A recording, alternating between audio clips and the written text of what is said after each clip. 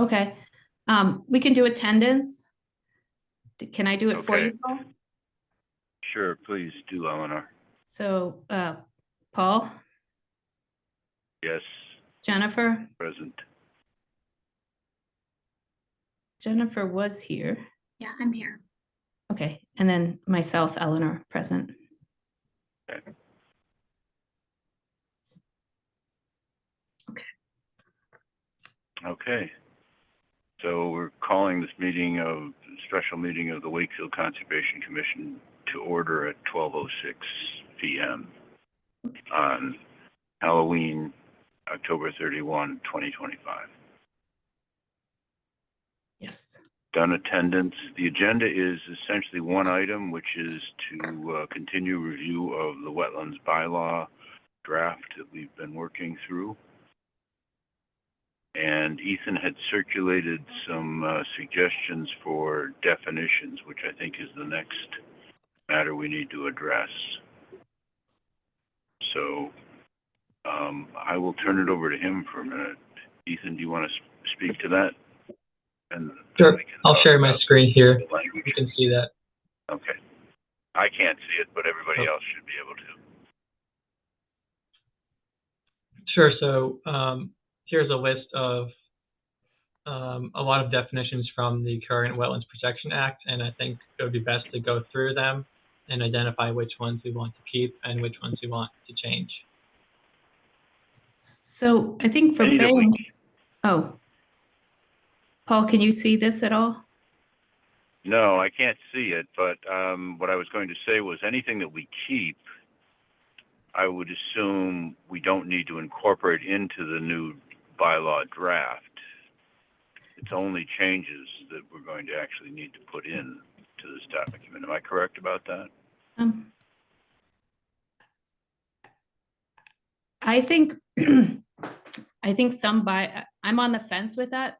For example, with bank, we're going to keep it consistent with the Wetlands Protection Act. So the way to delineate it would be consistent, right? So that's what you want, Bill. Yeah, I think anything we're not changing, yeah, or trying to define differently, we shouldn't have a definition. Right. That's essentially what I'm saying. Unless we're making a change to a definition, we leave it as is, and we have this. I believe we already incorporated a blanket statement that definitions from the Wetland Protection Act. Otherwise, okay, not included here are as used there. I guess my only caveat would be I'd want to run that by an attorney who does bylaws. We've run it by 2 attorneys already who were fine with the definition. So just making sure whoever is our subject matter expert on wetlands bylaws thinks it makes sense to remove definitions. My problem with having language that is duplicative of existing laws is the chance of generating confusion, but we can do that. We can have that check run.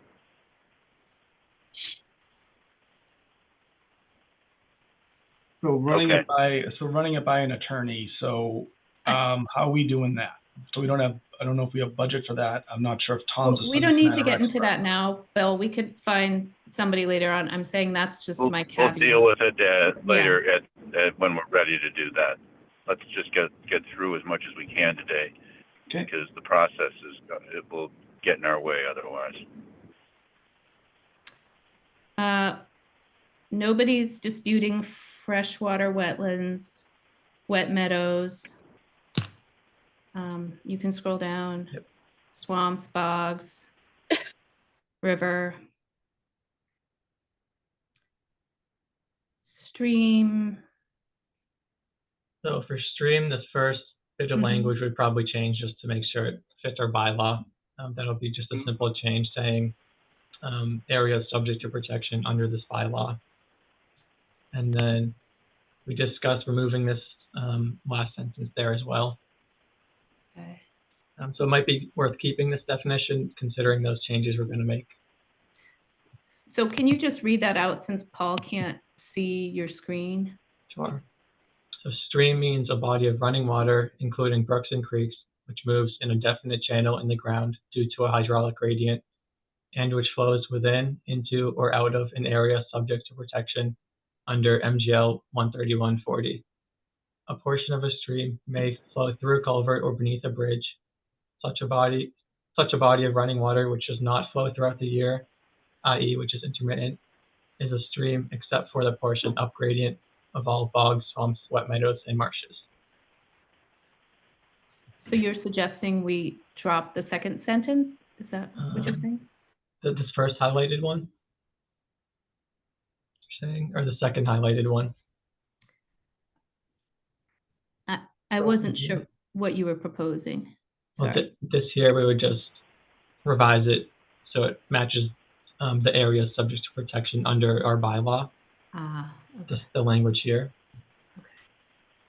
And then last meeting, we discussed considering this exception that they have here for intermittent streams that are upgrading of freshwater wetlands.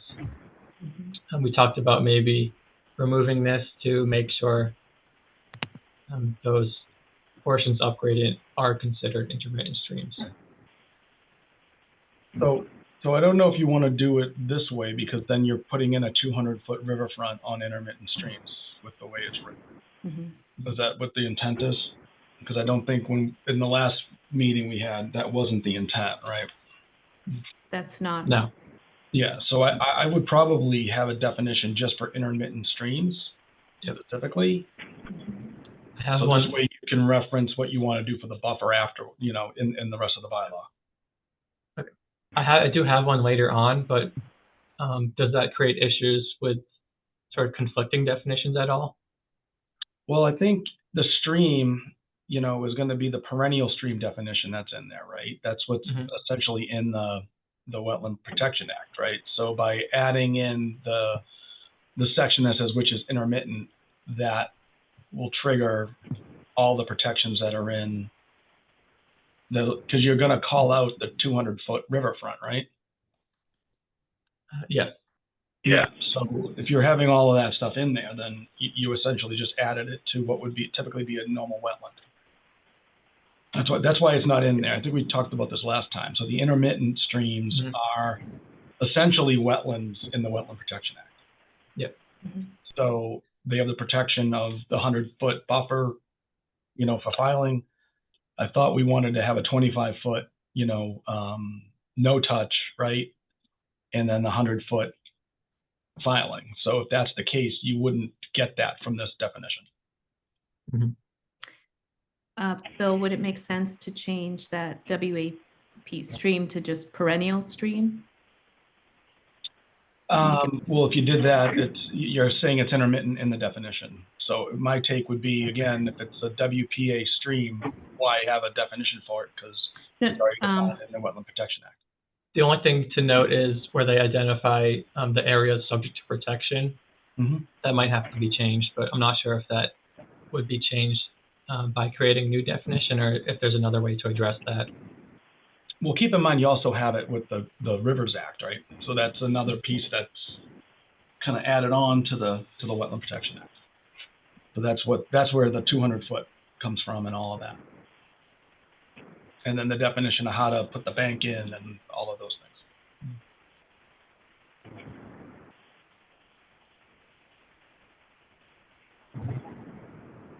So it sounds like it might be best to just not include the stream definition at all. That would be my suggestion. I think if you put if you wanted to do something with intermittent stream, maybe to protect the bank of the intermittent stream, because that's not really covered in the WPA, you could do that, and then kind of have performance standards written around that. So we'd be leaving the WPA definition of stream to stand. Yep. And that would be essentially a perennial stream. Yes. An intermittent stream, we would want to incorporate our own definition of intermittent stream in order to incorporate protections that we want to place on intermittent streams under the bylaw. You got it. Exactly. Okay. Judy, did you get that? So do we have it?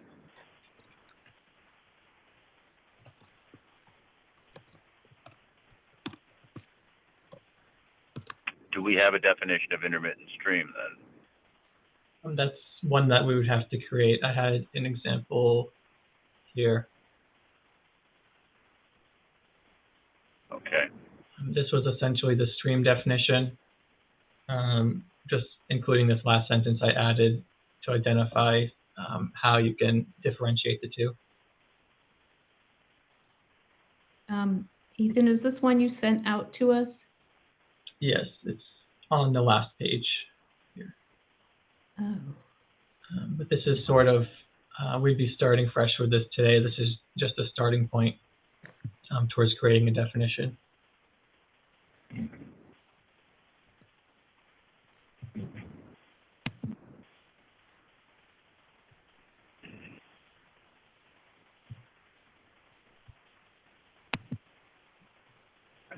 And can you read that definition to me so that I can chew on it while I'm driving?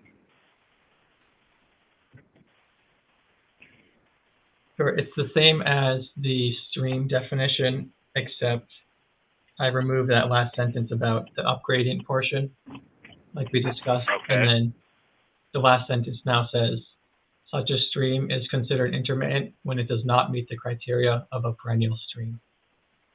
Yeah, it might be a little too open, right? Too vague, yeah. Brook streams which moves in a definite channel. There's not quite a definition for intermittent streams. It's sort of, if it's not proven to be perennial, then it's intermittent. So Yeah. Essentially, we use the same definition of stream in both cases. The difference is if you can't prove it to be perennial, it's deemed intermittent. Right. Yeah. But So you that's want the to case then, today. but then you'd need to have something on the bank, right, to on the definition of the bank. So kind of, we also have in these things, right, how to delineate them. So we'd have to designate how we want them to be delineated, because normally it would just be a wetland flag that would be placed there. Right? You'd want to, I would imagine the way you'd want to do it is say, use the definition of bank, and then, have that also as a protected item for the intermittent stream. So going back to, I think, the previous point, Sudbury uses the same, essentially the same wording that you have sent us, Ethan, but it says that it flows during part of the year, which is the distinction from a perennial stream. Yeah, I think as far as the distinction, we'd probably just reference what the WPA says as far as the exact defining factors. Yeah. and why? Let me pull up the very one. I don't think that WPA defines intermittent stream in that way. It doesn't define it at all. Right. It turns into a BVW. That's how it's done. Right. So it probably makes sense to define it. So I would suggest taking out that last sentence of the definition that you sent, Ethan, and then adding that little language that it flows during part of the year.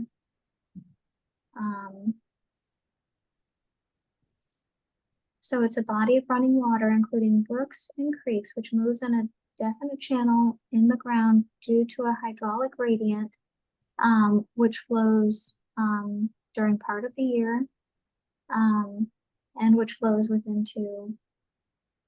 into, or out of an area subject to protection, and so forth.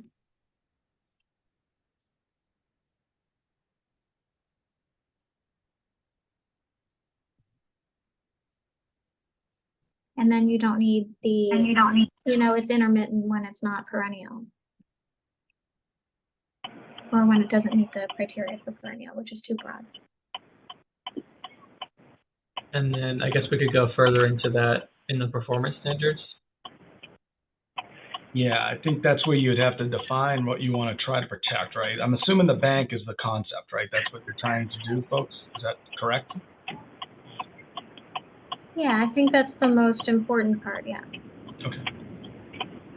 Flows during part of the year would be the operative phrase.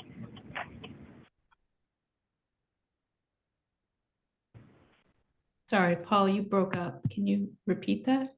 I said flows during part of the year Yes. is the operative phrase that we're dealing with here.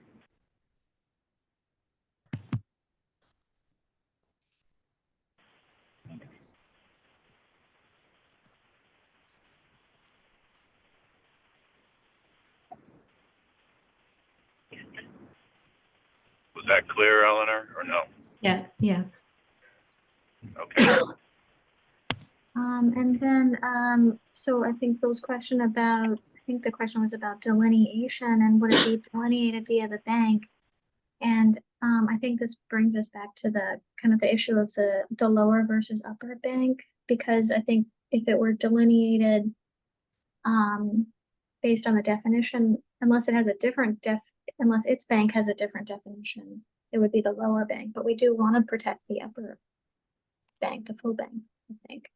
I thought we got through that discussion and we weren't changing the bank definition.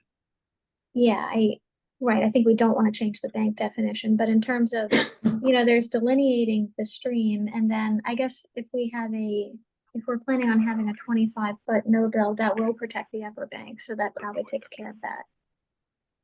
Yeah. Well, Yeah. the 25-foot Yeah. touch should, yeah.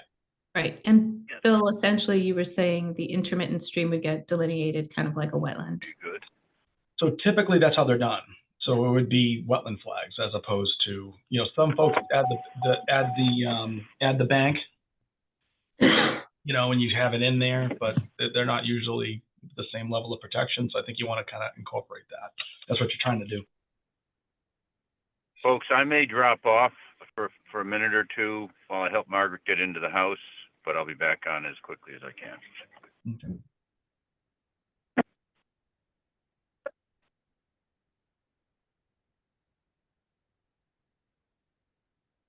I think I'm still here. You are still here.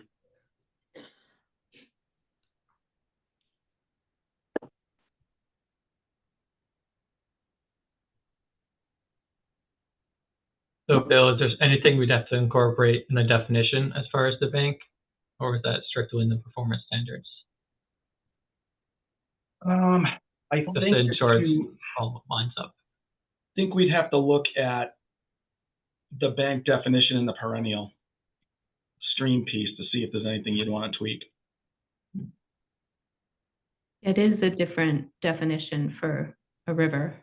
Yeah, the riverfront stuff's different than the bank for like a lake or whatever's that type of thing. A question for Elaine. Elaine brought up last time that there's not necessarily like BVW or wetland the entire length of a stream, I think. If I remember right, is that what you said, Elaine? It is, yeah, I did. That's possible that it is not, it doesn't have much of a BVW associated with it. Yep. Is that unlikely or is that pretty common? Common, in my experience. Yeah, I would agree. Because, right, I'm thinking about well, not an intermittent stream, but in one we saw recently on a site visit in Wakefield where there was already so much erosion of the bank that I didn't, I mean, again, just eyeballing it, part of it anyway, didn't seem to have any BVW because it was just like crumbling bank into the water, which is exactly what we want. I would say that exists. Yeah, definitely. I've seen that sort of condition. Yeah, and that's one where we would especially want to prevent that from happening. So we just don't want that to fall through the cracks. So But it can also be the intermittent stream kind of changing naturally, right? I mean, that erosion can also be natural, right? Yeah, it can. During big storms, and it's changing that's why you delineate these every 3 years, right? Yes, and you also, even without the benefit of a BVW, you want to have those water courses to move that water. You'd start getting some of these really heavy rains, which is what we're predicting with climate change. We want to have channels to move them from one place to another. Yeah, agreed.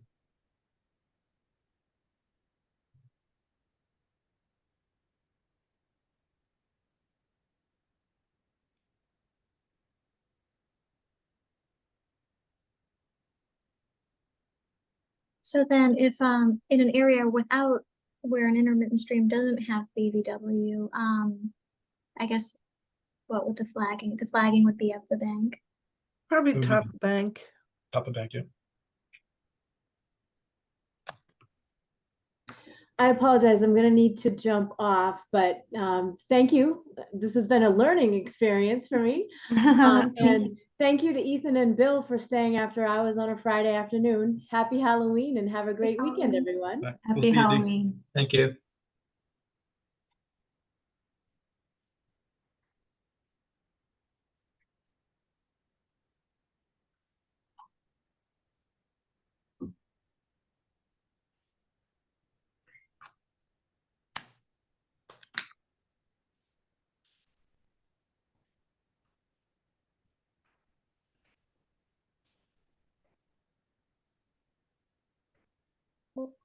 Paul, are you able to hear us? Yes, yes, I'm sitting at the computer now. Okay, Can you hear me? Yeah. we can hear you and see you. Okay, good. So I think we're good.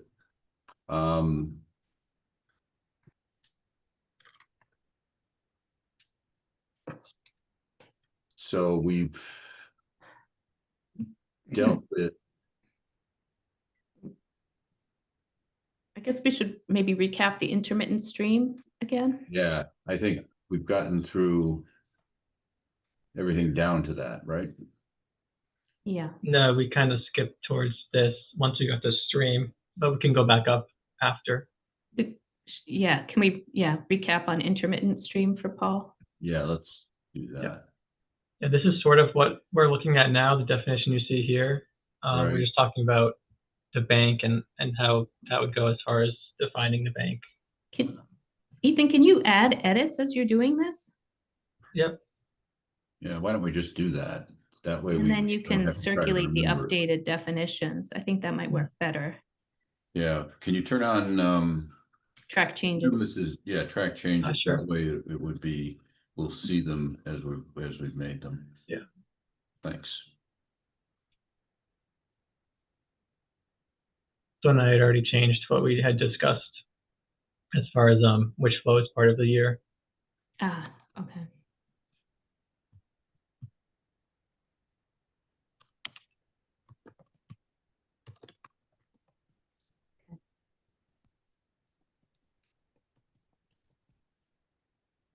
Thank you. I wasn't seeing it. I know we. Which So flow then of the Jennifer year is in the asked, second line, yeah. Yeah, And we're not, And then we would go based on the WPA's definition as far as exactly determining what makes it perennial. we'd use the WPA definition for perennial, but we would include intermittents, we would include streams upgrading of bogs, swamps, and wet meadows and marshes as intermittent streams. Is that, am I correct? in Yeah. that assumption? Yes. Defining it as perennial versus intermittent is more of the performance standards, but in this definition, we removed the exception for the upgradient part. So what we see here would include upgrading it. And then we would keep the stream definition the same, just to keep it simple.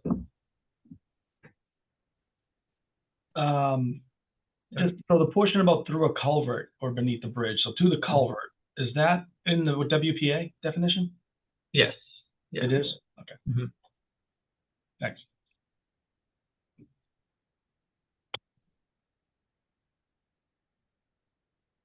and then Bill, just to recap, what's the performance standard for stormwater?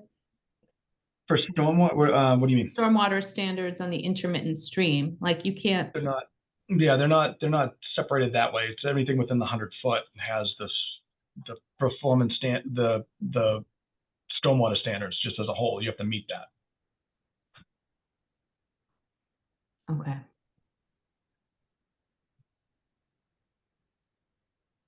So you can fill it as long, up gradient, you can fill it as long as you replicate it, is that? Well, that's up to you, right? That's what you guys are just trying to decide, I think. So I'm hearing that you wouldn't want to fill it. No, Right. we wouldn't. I just wanted Yeah. to understand what the WPA allows you to do. Yeah, yeah, you could fill an intermittent stream. Mhm. You could. I mean, that, you know, realistically, but I mean, I don't know. I don't know if that would be something that's smart, or if we would allow that hydraulically, right? It would depend on a bunch of factors if that would be allowed to be done. I mean, in practice, I've never filled an intermittent stream, but you can fill a wetland up to 5,000 square feet. That's what you can do. Mhm. And that's permittable by you folks. And then anything beyond that requires permitting through the state. That's how it works. And then the replication areas, it's required as a 1-to-1. Most commissions do a 2-to-1 just as a policy. So you could have that in there too, if you wanted to, or just be silent on it. If you want the ability to kind of regulate it a little tighter. Seems to me that a 2-to-1 replication makes sense as a sort of a base case. We can always back off that if we want to. Okay. And again, I think No, go ahead. we agreed on the 25 feet, like no disturb for the intermittent. Like we'd keep it the same, 125 feet, correct? Right. Yeah, just like a wetland. Yep. And last time, I think we didn't want to get into regulating land underwater, but I just want to make sure for an intermittent stream, would the 25-foot no disturb include the land that's under the water, or just outward from in one direction? You know, is it bidirectional? Outward, it's outward. So you think of it like guardrails essentially, right?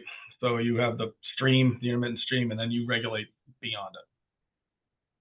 So That's your 25 foot yeah. is outside of the 25 feet from the top of bank is what it would be. That's how you would write it, right? Yeah.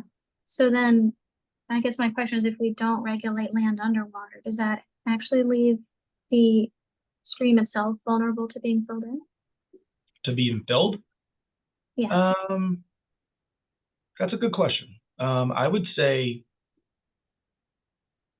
I mean, it's not considered land underwater. So land underwater it has to be there all the time, right? So you can't, it doesn't work that way in the WPA. Yeah. So, I mean, I think you're be regulating it essentially like a wetland, right? I mean, I could give it some thought with Ethan, and maybe we can come up with something. If that's what you're trying to get. Yeah, I want to just make sure that we don't have a blind spot that actually allows stuff we don't want. Yeah, you wouldn't have it because it'd still be a resource area, right? So that still as long as you're not allowing filling by right, like the WPA does, right? Okay. You know, I mean, it's allowed up to 5,000 for you guys to permit it, right? So, and granted, you cannot, but it has to be, you know, there's certain performance standards you need to meet in order to fill. So if you eliminate that. Okay. So we would have a performance standard that's like you can't fill in the resource area itself. Okay. Yeah, and to be honest with you, I think it makes sense because you don't want to fill it in and block it, the hydraulic connections and stuff, right? Sometimes we'll do like a culvert to connect it. I mean, I've done that in the past where I've crossed them.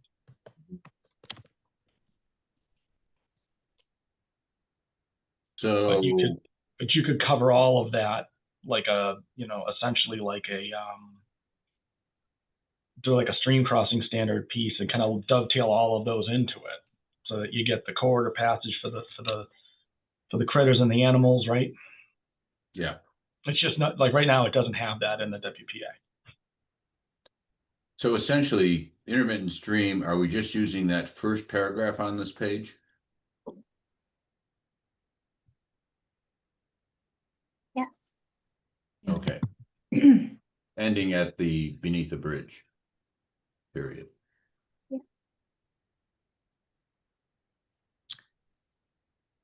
Yeah, I mean, It when seems like that covers everything, right? Yeah. Jennifer, when you were referring to the Sudbury bylaw, were you looking at their bylaw or their regulations? There are regulations. Okay. All right, because we're gonna say, I don't see it in the bylaw.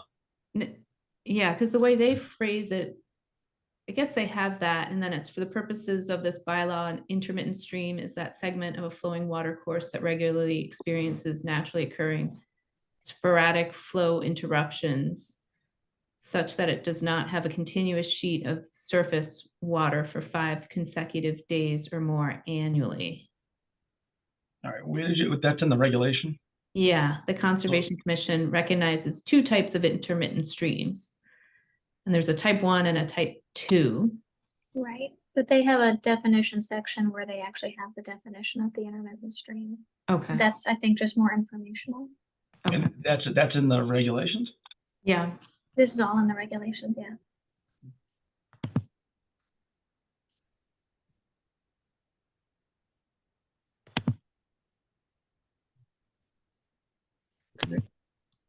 Sounds like we've got this one, this definition sorted out.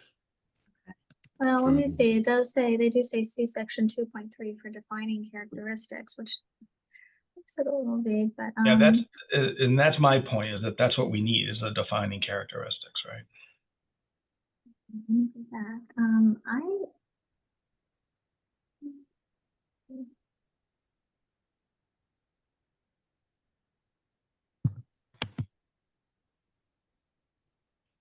Do we need that here in the definition, or do we need that in the performance standards?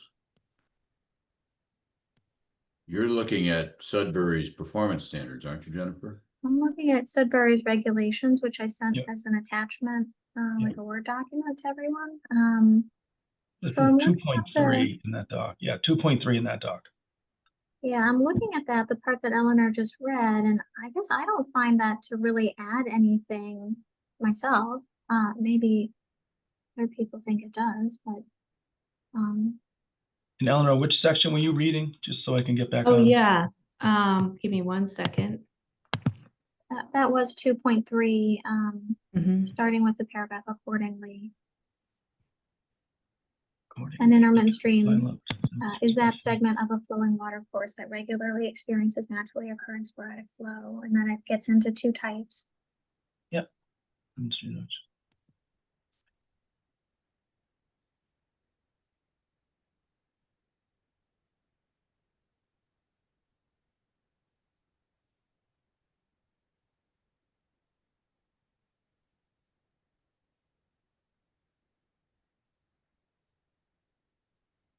Yeah, I started a Right. cheat sheet with all the shortcuts to all these regulations and bylaws I can circulate That'd be good.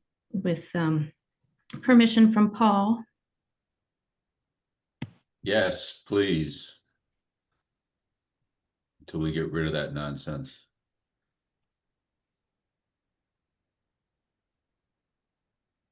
Jennifer, when did you circulate that?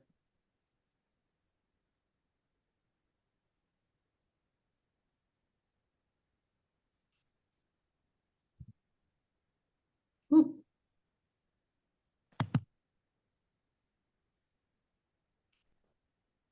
I think she sent it about 2 weeks ago. Oh, okay. Okay, I was just looking in recent Oh. stuff. So, It was after, I'll try to find the name. I've said it a couple of times, including after our last meeting like this, 2 weeks.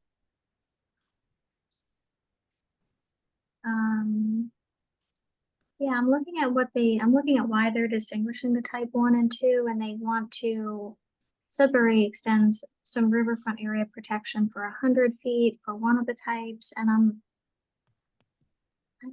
we haven't talked about doing that, so I don't know that we need to. Yeah. distinguish Okay. it. No, I was just gonna say, this is more stringent than what we've been talking about. Yeah. Without No, a doubt. yeah, it was different. So I don't see anything in 2.3 that Okay. would be helpful to add to the definition. Okay, perfect. yeah, I don't see a reason to make that distinction between type 1 and type 2 Okay. streams, intermittent streams. So All right. I And found your circulation of the Sudbury document. That's different. 9. And what, well, 1 second. Which section did they say that they use for the? I'm just trying to get a handle on what they're trying to do. Basically saying that if it's flowing most of the year, then they may extend riverfront area protections for 100 feet. Yeah, but they referenced another section, and didn't they like 9 something? Yeah, the 9.2 is the definition. And then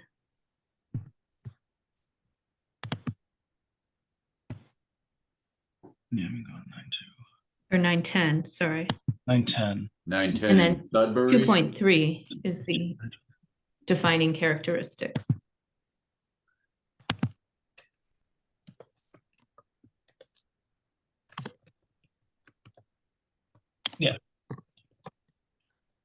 Yeah, so I think this is it's kind of backwards from how we're doing it, right? So 9.10 would be the definition, Mhm.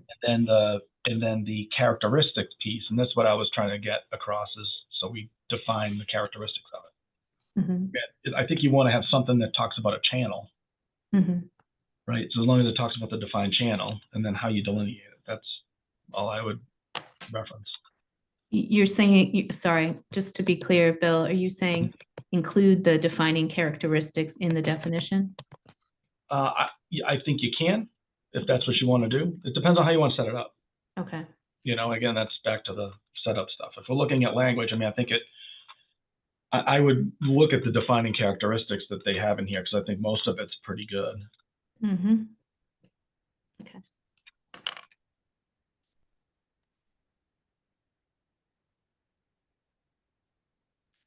Elaine, do you have any thoughts on this? No, I think you've got it down pretty well. I think if you protect an intermittent stream up gradient from another resource area, give it a 25-foot setback and a 100-foot jurisdiction, I think you've pretty much covered what you need to do. Mm-hmm. Measured from the top of bank. Right.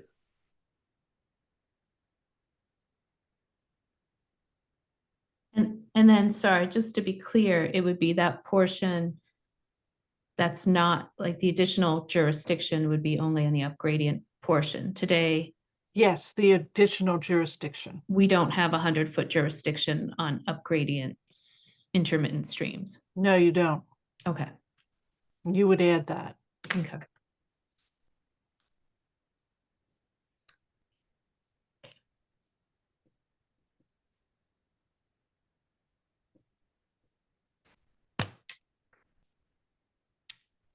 Are we ready to move on? Seems like we should be. Okay. Sure, I'll go back up to where we Thanks, left Ethan. off. So we've got this stream, a pond. So just considering if you want to change that minimum size at all.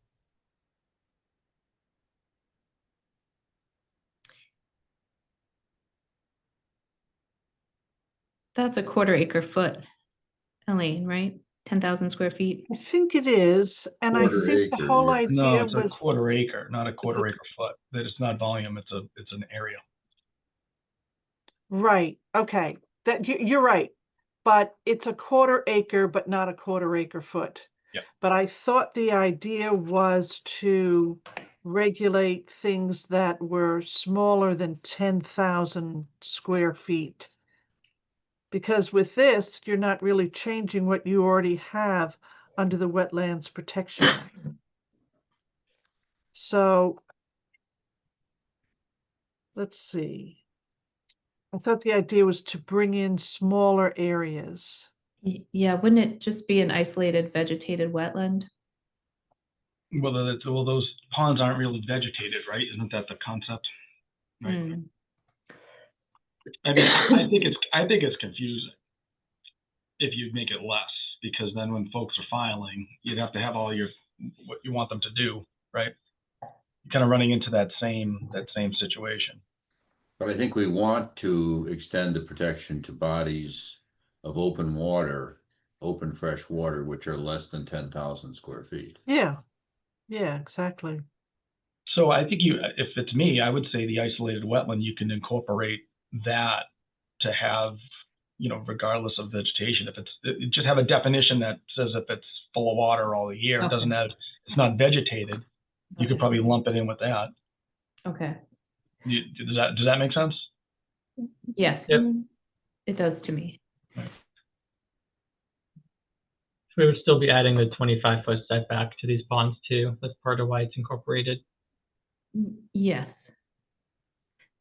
I guess my one question is, if we need, if it's a man-made pond, for example, that was the result of a order of conditions, thinking about Edgewater, for example, Mhm.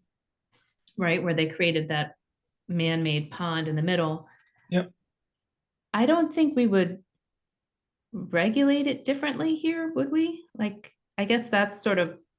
Well, it would trigger I think it would trigger I think it would still trigger just the regular pond, wouldn't it?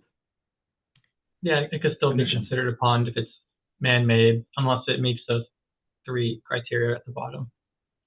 Well, so it's not a wastewater treatment plant. Not a swimming pool, and it's not a gravel pit. Yeah. But it's Here, less than and- 10,000 square feet. But it's already or subject. human-made by impoundment. That's what that is, right? Yeah, I guess my question is, do we want to regulate that under the bylaw? Like, if it already has performance standards associated with the order of conditions? Well, not with the order of conditions, you mean? I mean, with the- maintenance requirements, doesn't it? I'm assuming, but again, that's I'm assuming that predates the current Wetland Protection Act, right? It's not 96. That wasn't done in 90, that was done before 96, wasn't it? Elaine, when, I think those ponds were put there as part of Pleasure Island, Oh, which were they? definitely goes back prior to oh, 96. okay. Pleasure Island closed down. Edgewater came in and built their buildings around those pre-existing ponds. Okay, so those are ponds, I guess we'd want to, Jurisdictional, yeah. jurisdictional, okay. Mhm. Yeah, and I think they have, regardless of how they were created, Mhm, things like this eventually do become habitat. mhm, Oh, yeah. They may have been artificially created, but now they have fish in them, most likely, or turtles. mhm, So I would think you would want to regulate them. mhm. And the only question I can see here is, do you want it less than 10,000 square feet? Yes, I would just To me, we do. put it under isolated wetland. But I think you could do it under isolated wetland, right? Yeah. Because that's not a jurisdictional thing. So you're creating the definition. You could create and call that whatever you wanted to call it, right? So you get rid of pond and you just keep isolated wetland? Yeah, because I think you folks wanted to do it with That makes sense. no square foot requirement, right? I mean, Right. that's what you were looking at, right? So it has to have the vegetation, and then I think you can just add some of the pond related, Yeah, stuff in it too as part of that same definition. That would be my suggestion. yeah. So an isolated wetland is a pond, a bog, Could be all of those things. swamp, exactly. We could define that. Is there, okay, I'm looking at the definition of isolated vegetated wetlands. Mhm. Which goes down to at least 1,000 square feet in area. Or you call it isolated wetland. I was going to Yeah. suggest that we remove the word vegetated from the definition. Okay. So I have a question. You may have already addressed this, but I have a definition. I'm looking at the Winchester bylaw, which has served us very well over time. And I'm not sure how this would interact with isolated wetland. And that is flooding. And we have it defined as flooding shall mean a temporary inundation of water or a rise in the surface of a body of water such that it covers land not usually underwater. We've gotten a lot of use out of that one. But that's the stormwater though, right, Elaine? I mean, that's kind of how you were using it for. We have a stormwater bylaw that kind of covers all of that, right? All right, so you're good on that. I think so, unless you folks disagree. But in my opinion, you know, if we're looking at a, you know, I mean, we just did it recently with the 200 Quinnipiac, even though they kind of messed up the outfall of it, but they analyzed the depression area as part of their, as an existing pond prior to discharge. So they'll look, like we have them, if there's a bowl somewhere, we have them model that in their. So in the any of other thing stormwater is, stuff. it's not always stormwater. So Right. here's where we use it. And I'm wondering if we want to fold it in with Isolated wetland. isolated wetland in that we have, as you know, we have small lots, big houses. So you have often in the backyards of two homes that are back to back, backyard to backyard. You have a low area and water builds up there and it becomes wet over time. So homeowner number one decides he does not want that wet area in the back of his yard and wants to simply fill it in, which means that homeowner number two is going to have all that water pushed off on his backyard. And this is where we get the calls. Yeah. And so what we say is, just don't fill it in. And we have the ability to say, we can step in here and exert some control, which means we have the ability to go in those backyards and talk to the neighbors and work out a solution whereby those wet areas in the backyards remain intact, do not become filled in by somebody who wants to put in a little retaining wall. And it also gives you some area where wildlife has water. Yeah, we've run into that here, right? I mean, Right. when I first Yeah. started, do you remember the one in the backyard with there was an intermittent stream? Yes, I But the do. folks I filled do. it in, somebody filled it Yes. in, and remember that Right. whole same idea. It's the exact same thing. So I don't know if you want to handle that separately, whether you want to fold it in, whether this is the time, but I will tell you that that little provision has worked very well for us here. So I don't know if you want to fold it into your definition of wetlands. Well, Or let's you go want to back handle it and look at separately. wetlands for a minute to see if it would subsume that or not, because if it doesn't, I think we'd want to make sure we pick that up. The freshwater wetlands.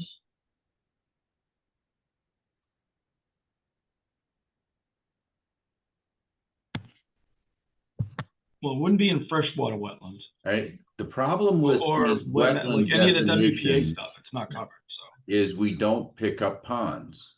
None of these definitions pick up a pond. We have a separate pond definition here. In this, Isolated wetland is like if you, go to isolated wetland, please, then, Ethan. Yeah.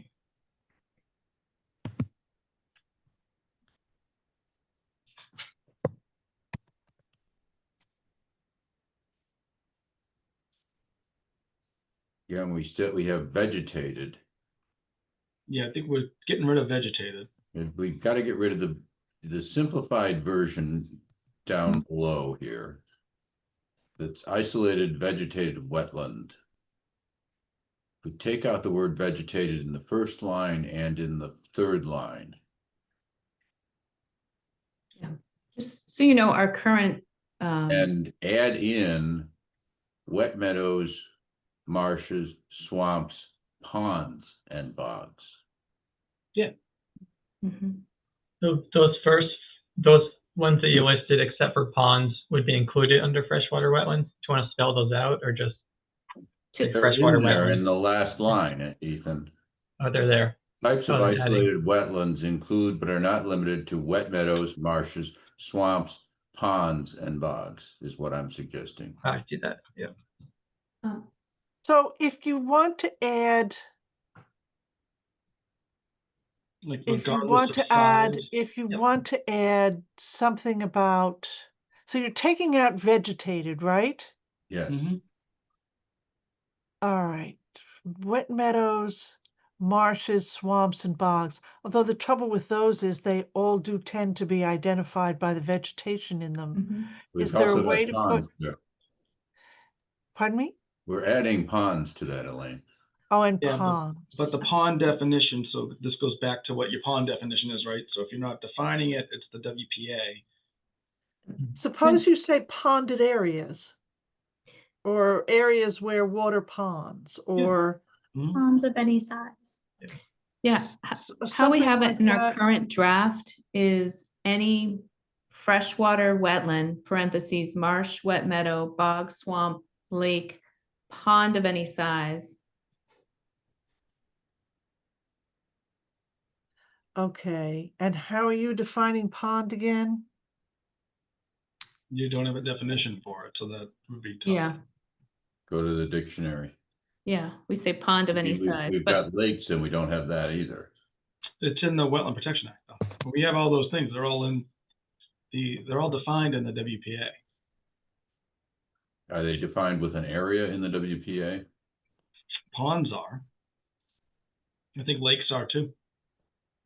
ponds are defined as 10,000 square feet. Or All more. right, Yeah. so that more. then Okay, then that's we just need, what you don't want to do. Would including here ponds of any size just cover that? It would just say Ponds of any pond and size. then. That would work out. size. That would work. I like Elaine's ponding areas as opposed to pond. That's how I would suggest It's a it. little more flexible. Yeah. yes, I would agree with that. And ponding areas. Or Okay. ponded areas, something like that. Yeah, kind of taking it from what Elaine has in Winchester and kind of adapting that a little bit into the definition.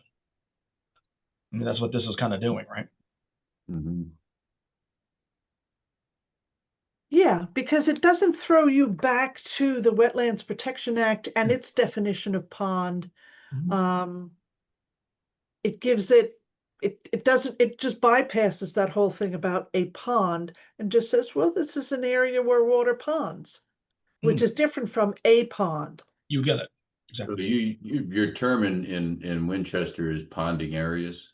Oh, Actually, our term is flooding, Oh. a temporary inundation of water or rise in the surface of a body of water, such that it covers land not usually underwater.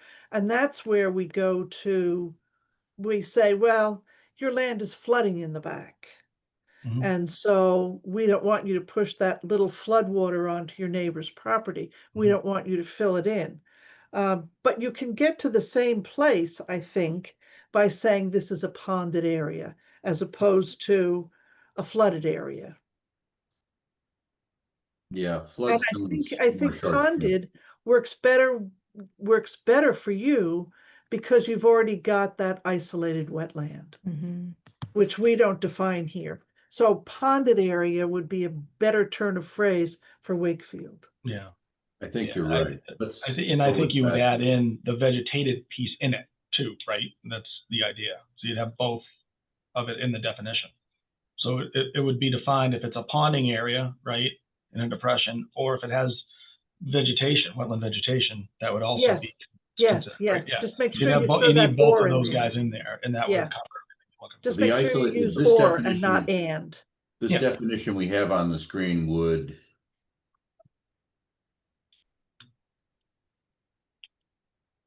cover us if we change it to ponding areas or ponded areas, and I'm not sure which one grammatically works. I think either one would. Yeah, okay, so ponding areas of any size. Yeah. And Yeah, then I think you that'll use work. the A and then use the A above it as well. Or, and then use the vegetated community of an isolated vegetated wetland considering of blah, blah, blah, blah, blah. That would be my Yeah. suggestion. So I'll just add this, the MAC template, one of their resources, that grid I had circulated, defines ponds as ponds that meet don't know if it defines ponds, but ponds that meet the following definition: any open body of fresh water, either naturally occurring or man-made impoundment, excavation, which is never without standing water due to natural causes, except in periods of extended drought. So I don't, did I get that? Um, Did you say that?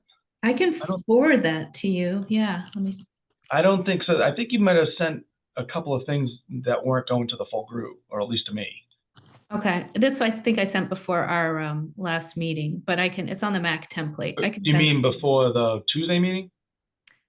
Yes, Yeah, so I don't believe I Okay. got anything prior to that, so. okay.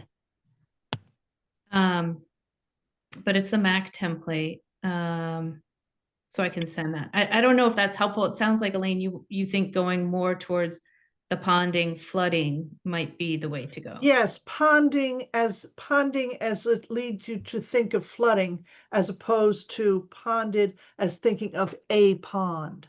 Because this is where you get into everybody's backyard where they're pushing water around on their neighbors, or they're getting rid of just a really tiny area that the local wildlife needs water for. You Mhm. know, it's if you're a small mammal and the only thing you have left is Lake Quannapowitt or Crystal Lake, you're not going to survive in those backyards.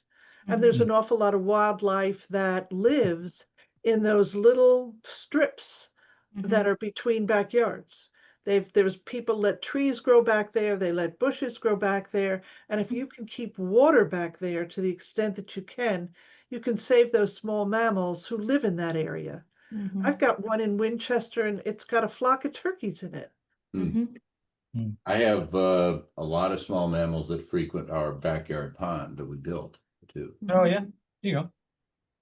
Chipmunks, squirrels. Yeah, as well as those. occasional possum Yep. and raccoon. Mhm. And those are the ones you want to be looking after. Yes, makes sense. So is there a need to modify this isolated wetland language further on that's in front of us? Seems to me we've got that. I think we kind of covered it, right? So as long, I think you're just adding or and then use your A from the isolated vegetated wetland above. Mhm. Just where you have the vegetated community piece, right? So if you get the plants or you have the water, you're covered, right? That's Yeah. what you're looking for. I think the only critique we might get is, concern that we're regulating puddles in people's backyards.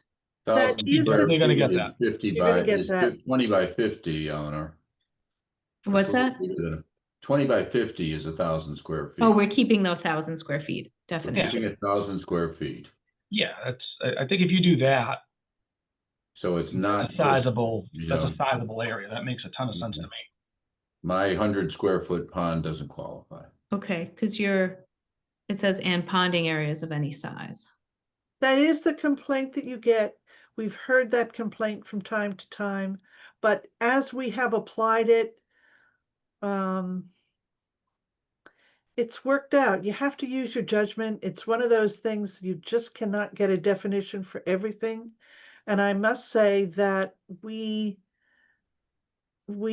go in places where we resolve neighbors' disputes, and it puts us in a position where we can talk to neighbors about the importance of keeping it there.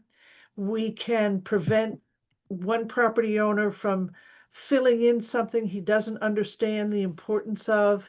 So people will say, oh my God, you're regulating puddles. But if you go in and you talk to that property owner and you say, do you know what that puddle does? Do you know how many chipmunks, possums, and raccoons depend on that puzzle? And they start to see it differently. Mhm. It's not perfect, but it's better than nothing, much better than nothing. And then like I said, once people start getting educated about the importance of those little areas, suddenly they don't object as much. So that's the way it has worked for us in application. So do we need to, sorry, this is where I'm a little unclear. It says 1,000 square feet, at least 1,000 square feet, but then our last sentence says and ponding areas of any size. Is that a contradiction? Of course. Yeah, You gotta I decide think which it one you is. want. You gotta decide which one you want. But Jennifer? I think you will get some pushback if you don't have an area, in my opinion. It's up to you How folks. about if you do, so this is, I noticed that you've got isolated, you're keeping the vegetated. No, So we're you're No, getting we're rid of getting the rid of the vegetated vegetated. in all places, even where it's not struck through on the screen in front of me. if it's struck through, we're not keeping it. Right, but as I look at the top of my screen here, you've got vegetated and it's not struck through. Oh, okay. Well, that, Well, that's I think that was he's giving examples of the vegetative, not to talk via Ethan, right? All right, but Yeah, that's that's what going, we, that's that's what we going. started with. Yeah. We're just I think focusing going on, Okay, all right, on this now, going moving forward, along we're the gonna list need here. to set up a page into which we drop things we're done with. got it. Okay, so you do, it seems to me there's a contradiction about, well, if you keep at least 1,000 square feet in area and you keep flooding or ponded areas, then your ponded area would also have to be 1,000 square feet, and that would keep you from the concern that you're regulating puddles, because your puddle has to be at least 1,000 square feet. Yeah. Okay, then if you that's should what be you okay, choose. right? I think it's up to the commission how they want to handle it. All right. To what level do you want to regulate it? I mean, that's kind of the decision point, right? I think we have a good solution to cover all the scenarios we talked about. The question is, how small do you want to regulate it? Because you're going to have a 25-foot no touch, right, around it, is what we talked about before, Mhm. and then a 100-foot buffer from it. So, the ability for somebody to determine if that's a thing or not. Yeah, you do, because otherwise you're going to get people filling in right to the edge, and you kind of don't want that. And these things tend to be so small that if you fill right to the edge, they do disappear. What do you have in Winchester, Elaine? Do you have? Well, see, we don't do it this way. You We don't do have it an as, aerial definition. we just have just flooding, the one I just read. And jurisdictionally, we cover flooding, and we do it from that direction. So any land that floods, regardless of size. Regardless of size. And then we kind of use our common sense as to, is this really too small? And we've had some of those where it's so small, it's not going to impact anything, as opposed to small, but it's got value. Mm-hmm. I mean, I do have a problem with limiting ponding areas to that 1,000 square feet minimum. Because then you have to go out and measure, Well, you have to go out and measure, but also that's still a substantial amount of area. Right. That's bigger than, a fair number of backyards in town. Right. I think it's, well, I mean, some places don't specify a lower limit, some do 1,000, some do 5,000, so it's kind of right in the middle. That's my impression. So just eliminate the 1,000 square feet? Well, I wasn't saying that. So in your jurisdictional area, we run back to it again. Your jurisdiction covers land subject to flooding, right? Mm-hmm. Yeah. So maybe if you just put in definitions, your definition of flooding, you refer back to it under jurisdiction. Then you don't have to worry about wetland. We didn't include the isolated land subject to flooding. That got nixed, right? So it was going to all be within this definition. That was what we talked about 2 weeks ago. Yeah, Right. that's true. Yeah. Right. So which puts us, if we want to do this, it has to go here, or there's no other place for it. Yeah. Yep. Yeah. Ethan, could you move your cursor just slightly? Thanks.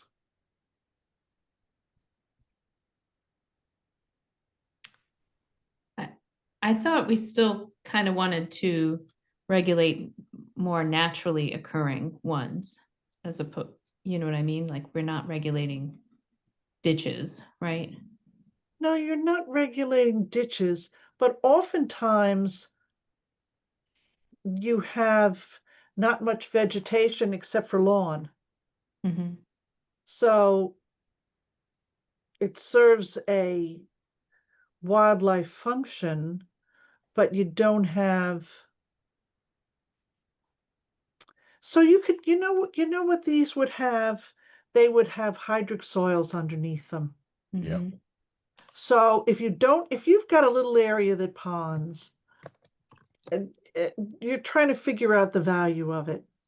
And if it doesn't have, and you do a test pit, if it doesn't have hydric soil underneath it, then it probably doesn't have that kind of wildlife value you're looking for.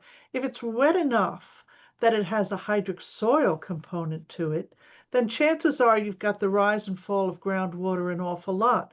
So if you coupled an area that floods with hydric soil, you might be able to achieve what you're looking for, which is different from the puddle that forms on the side of the driveway, because you now have a second anchor to give it value. No, were you folks originally saying not in grassed areas? Do I remember that? Wasn't that in there at one point? Like not in lawns or something like that? Yeah, I had that, not in lawn. Yeah, because that's not in here anymore. So like, I mean, I think if you had that, it's a little bit different, Mhm. right? Because you're explaining it, even though it's a smaller area, right? And it does, it's going to have to be wooded or different types of vegetation. I think that's a completely different, approach. And that would, I would think that even if you didn't have a size to that, that folks would be somewhat all right with it.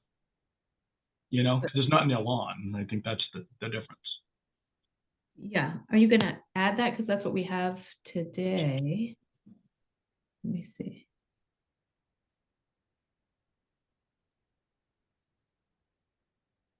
Let's see. But on the other side of this, you have people who maximize out. You've got, I don't know, a quarter acre lot, say, and you have people that push lawn all the way to the borders. Mhm. And so the whole thing is lawn. Mhm. And with not much else besides lawn, maybe some trees, maybe some non-native trees, which is typical.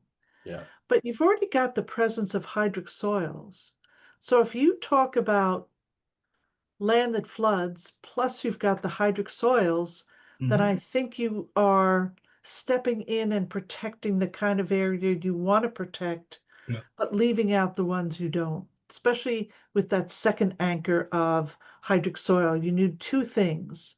You need the ponding plus the hydric soil underneath it. Yeah. That would Mhm. work. Mhm. I think that makes sense.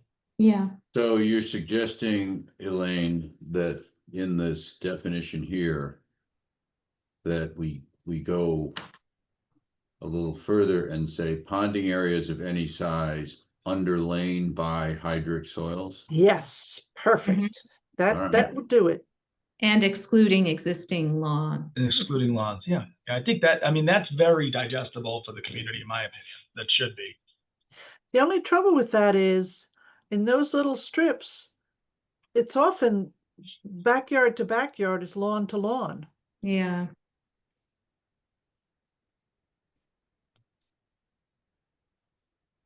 I mean, that's if you get okay the when they, hydric soils though, Elaine, you're not gonna have, you're not gonna just have grass there necessarily, right?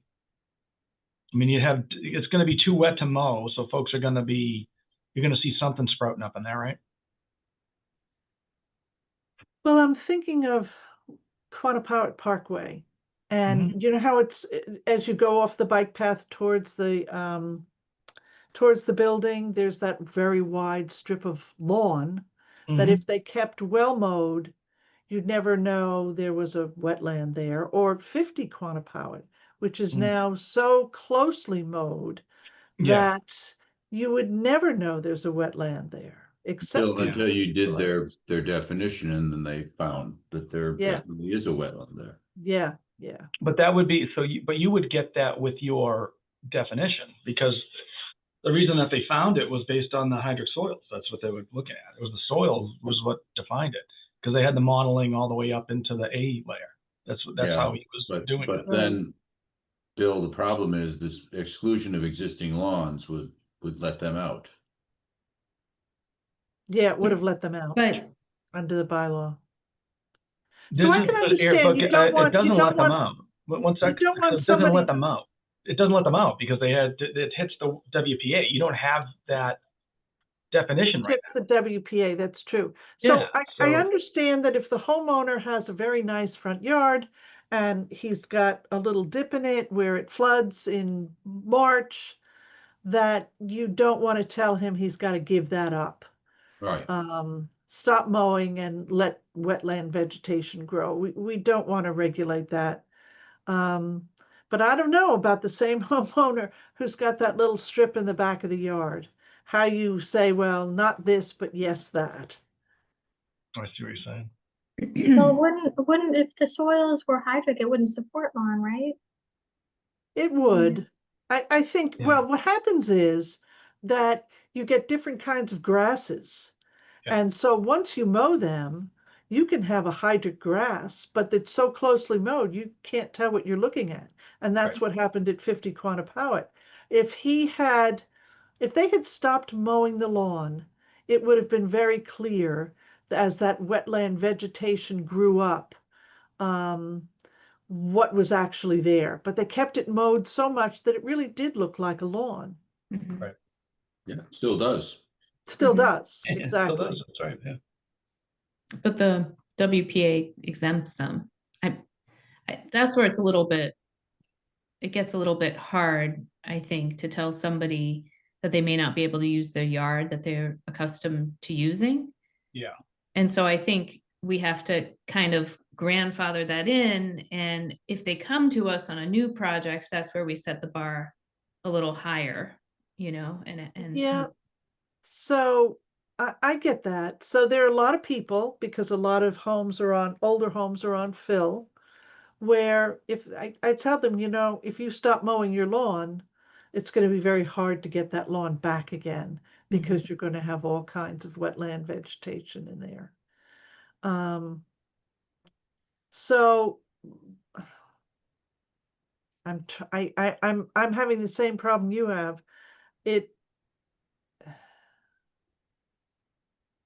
So then what you would do is you would write it as if it's all the wetland, right, with the hydric soil, and then in the performance standards you'd note that if it's in a lawn, right, that's mowed, you're not. You just define it there to clarify it. So this way, in the example you're talking about, right, so they go and develop the lot into something else, and you want that jurisdiction, then they would be able to get that. They're almost like you have your grandfathering, like Eleanor said, in your performance standards. So you're saying you're good here. You don't need to meet these if it's just an active lawn for a single family home or whatever you want to call it. So you could take care of the problem, not in the definitions, but in the performance standards. Yeah, that's another way to that do might it. work. I'm just suggesting another way. Yeah, what do you think of that, Eleanor? That's good. I do think, though, I guess I would want to see maybe excluding existing lawns for single family homes or for home. I just think people are religious about their lawns Yes, they are. Yeah, people sure. will come to town meeting with pitchforks. Yes, I will tell you, if torches. you add that in there, there will definitely be pitchforks. So So- yes, there's no question. I just don't think it's a winning. Strategy.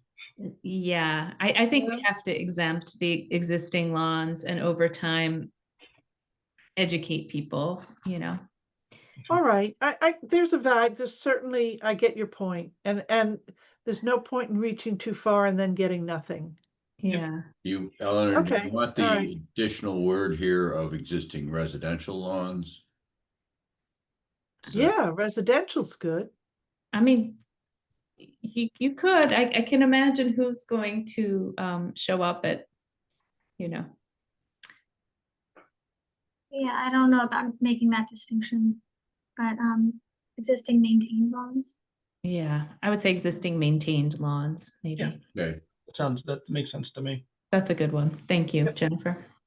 Yeah, very good. do that. And also, we're 3-member commission, so we probably don't want to create too much work. There is that challenge, yes. Yeah. And here we have to add a definition for ponding areas as well.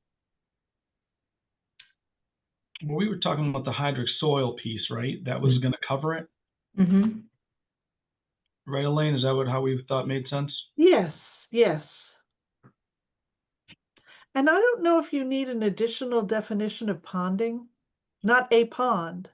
Yeah. Just ponding, I would think you could use the common Webster's. definition for Yeah. ponding. Right. Yeah. I mean, the other way to do it would be areas of any size where water ponds. Yep. I mean, if you're concerned about the use of the word ponding, I mean, there's no way around using sort of common sense English words at some point. That's true. It's very true. It just gets confused when there's a definition of it in the other set of regs. That's where it Well, gets that's why we don't use pond, we use ponding. being. Yep, agreed. Mhm. I like it. So let's see. Oh, wait a minute. Ponding definition. It, to hold back or dam up, to form a small lake. An unwanted, accumulation of standing water.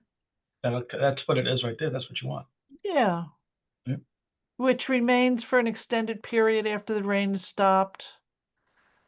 Occurs because of lack of slope, poor drainage. Yeah. Oh, that's All good. these, yeah. Okay, so that's the standard definition. Okay. Oh, where are you reading that from, Elaine? I just Googled it Google? because I was Yeah. looking for the standard definition. The only thing they do, of course, is they say it's unwanted, but that's a very human-centric Yeah, bias. we don't need to use that word.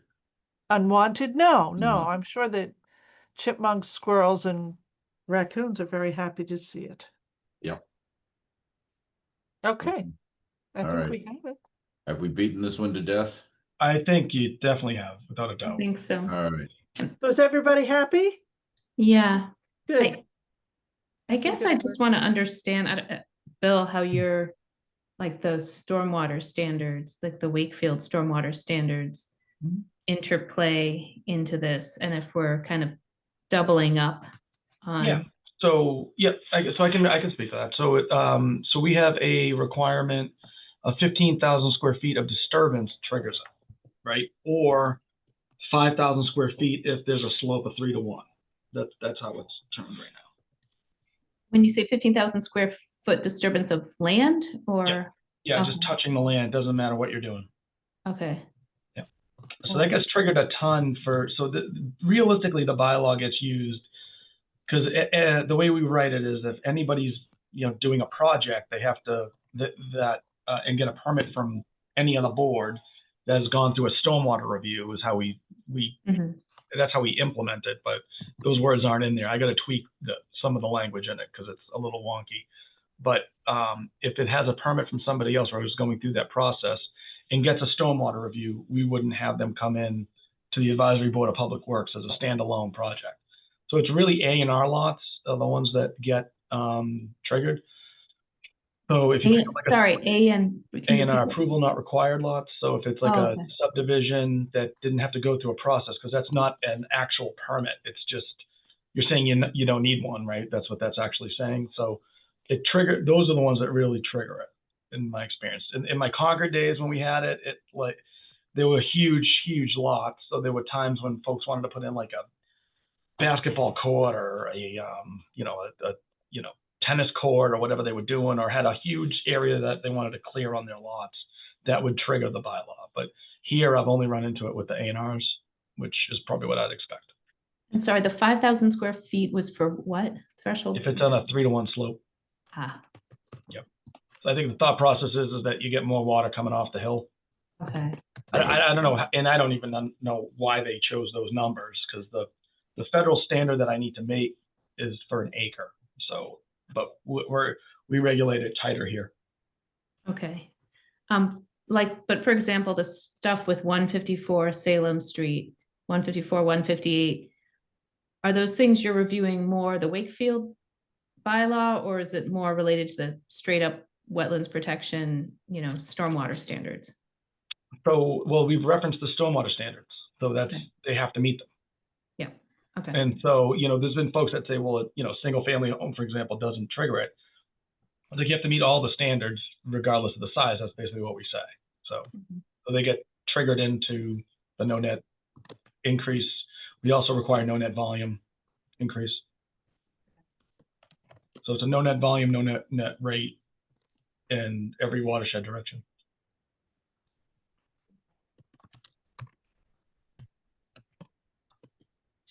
I'll need to jump off in a couple Yeah, of minutes. I think- Yeah, I'm in the same boat. Okay, Yeah. but then I think we've gotten through isolated wetlands. Yep. Oh, Yep. What's next on your list, Ethan? We got through intermittent stream, I believe, and then we had vernal pools. Yeah. And then just a few of these smaller ones, lake and creek. Yeah, I think you're nixing all the lake and creek ones anyway, right? Yeah. I think we all agreed to that. So the vernal pool one, I don't think we want to even jump into that now. I mean, that's going to be No, that's a little that's large. going to be that's next meeting.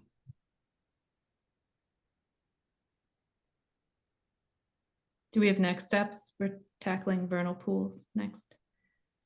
I think Well, that's I think we had some discussion on it at the last meeting, right? So we We were did. saying essentially Jennifer had the point from one of the regulations that said that just the assumption that it is a vernal pool, Mhm. right? So I don't know where that language, Jennifer, if you remember where that was, which bylaw you stole that from? A lot of places use that, including the MAC template.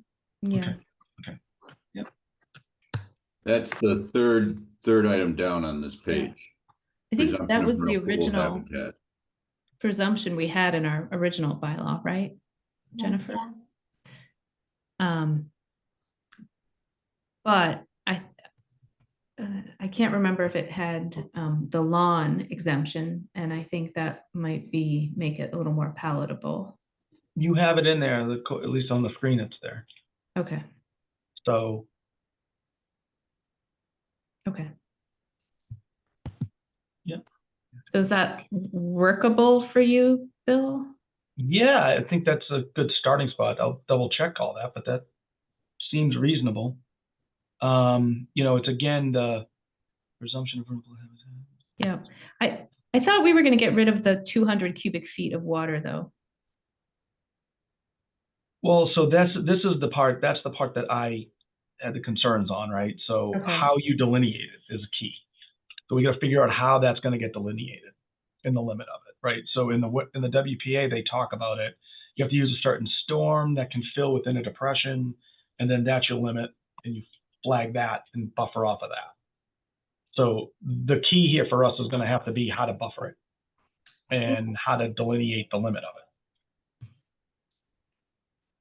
The 200 cubic feet to me is pretty arbitrary, but if you want to do that, that's fine. Mm-mm. Yeah, I think that's a good discussion to continue. Yeah, this we week. could take it to the We'll have next. to pick that up next time. Okay. Yeah. So what we'll do is identify we'll get you the definition of like how to define the vernal pool from the WPA and send that out for next meeting. And then we can dive in looking at that definition, right? All right. There's the piece about how, like, this is just the definition piece, but then there's the part of how it's actually delineated. Right. And I think that's where you're going to run into the questions. Okay. Do we have a next meeting scheduled for doing these? I think we'd be looking 2 weeks out, right? 2 weeks out is, what would that be? The 14th. I am actually, I think I'm out on the 14th. I am out on the 14th. So we could at least meet and talk through this to just have the time if we can't get through it. Yeah, I have a problem on the 14th as well. Okay. Actually, I have to take Margaret to a medical procedure that starts at 12:30. So, Would and the 21st work? is that Yep. that's not Thanksgiving weekend. Thanksgiving. No, it's not. It's the week before. All right. 21st at noon could work for me. Yes. Okay. I can do that too. Okay. Does that work for you, Jennifer? Jennifer?